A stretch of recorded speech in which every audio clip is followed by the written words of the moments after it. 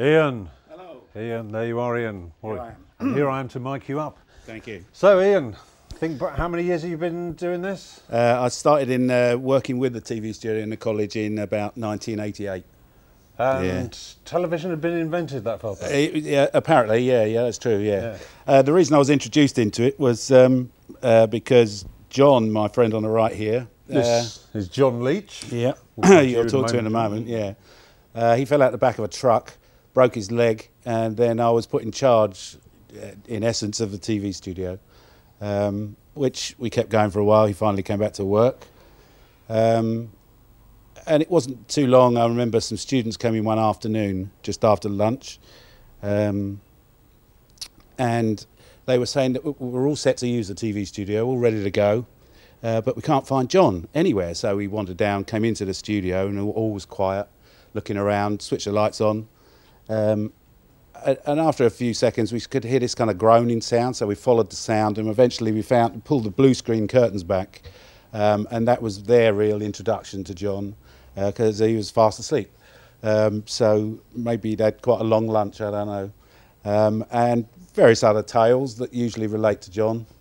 Going off for a bottle of milk and going home and not coming back.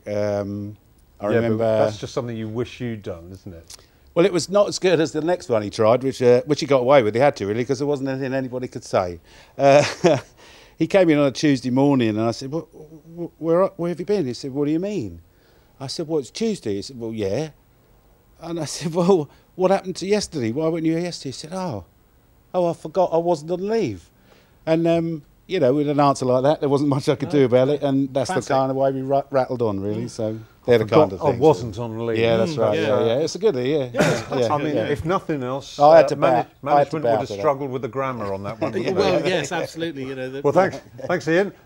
John Leach. Yes, so yes, indeed. You were the early technician here. I was one of the. I think I was a second technician, or second technician here after Ted, and yes, it's my fault for a lot of this stuff. So it goes back a long, long time. This, in fact, yes. In fact, we have a clip of you. Oh no! Yes. Oh no! Just have a look at this. Oh dear! Oh God! I had hair. Good grief! Still got the same shirt. Yeah, not today. And so that was that Doctor Who? I'm not sure who that was. It looked a bit like my dad actually, but no, it was. Yes, I used to have hair then, quite a lot of it, but most of it fell out after I finished working here. Nothing to do. Clearly, you weren't getting the rest. Well, no, quite, absolutely. You need a lot of rest for that sort of hair growth. So, any chaos stories? Yeah, quite a lot actually. I mean, the main one that sort of springs to mind is that I practically burnt the studio down once by setting fire to the principal's much beloved calculator. Which was a terrible shame. I really thought I was actually going to get fired on that one, but luckily, touch wood, I sort of managed to survive a bit longer. Plugging it into the mains directly didn't really help, did it? Well, no, but you know, I mean, you know, I could wire up a camera, I just couldn't wire up a calculator, so it was a bit of a disaster that. But there was a few things that happened along the way. But we survived. We survived, and it's survived long enough for us to be moving into the new age. So, John Fitzsimons. Yeah, I am the new age. You are the new age. I am, yeah. In fact, you can tell that we're both of the new age. Yeah. It is the genetic look here. Look, hang on, I think my hair glows even more than yours. In the lights. In the lights, yeah, yes. Yeah, it does. So let's get that white balance done again. So, John, moving forward, standard definition. To high definition? Yeah, it's always good to move from a standard to something higher, I think, and that's what we're doing. We're getting higher and higher. There's a song about that, isn't there? Your love keeps lifting me. Higher. Keeps on lifting me. Lifting me higher and higher. That's it. That's not bad. Yeah, that's that one. Shame you can't do the harmony though, isn't it? Well, we'll work on it.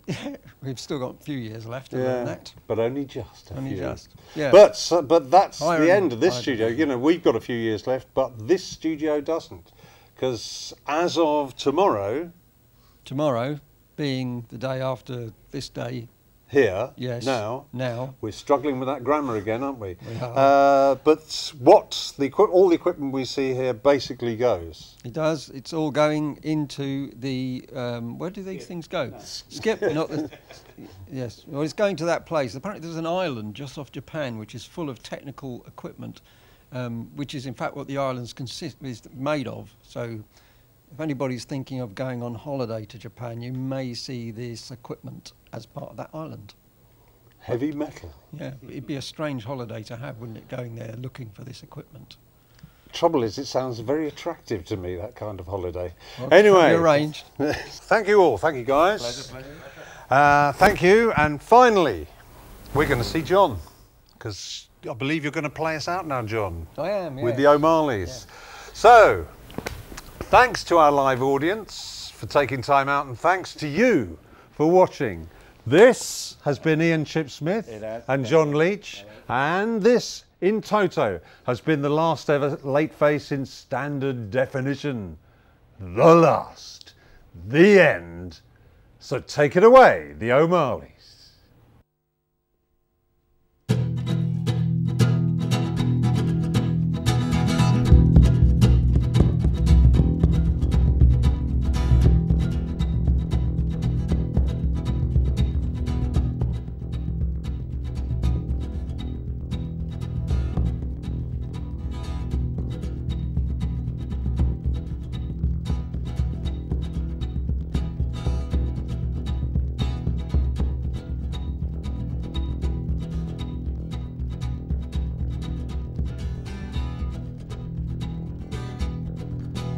In the merry month of June, and from me home I started, left the girls at June. Nearly broken hearted, saluted father dear. Kiss me darling mother, drink a pint of beer. Grief and tears to smother, then off to reap the corn. Leave where I was born, caught a stoke like thorn to vanish notes and goblins. Brand new pair of brogues, battling over the bogs, frightening all the dogs on the rocky road to Dublin. A 1, 2, 3, 4, 5, up down there and turn her down the rocky road.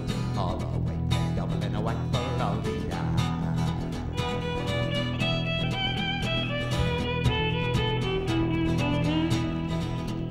In Dublin next our Friday thought it's such a pity, well to be so deprived.